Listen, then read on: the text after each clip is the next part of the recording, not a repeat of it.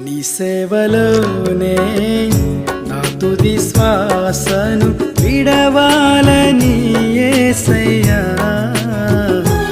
నీకై బ్రతకాలని ఆశయ్యా. ఈ లోక శ్రమలు ఈ దేహమున్నంత వరకే, ఈ లోక శోధనలు క్రీస్తులో నిలిచేంత వరకే. యేసులో విశ్వాసం, యేసుకై నిరీక్షణ కాదెన్నడూ నీకు వ్యర్థం, కాదెన్నడూ నీకు వ్యర్థం. మన జీవితం ఒక యాత్ర, మన గమ్యమే యేసు. మన జీవితం ఒక పరీక్ష, దాని గెలవడమే ఒక తపన.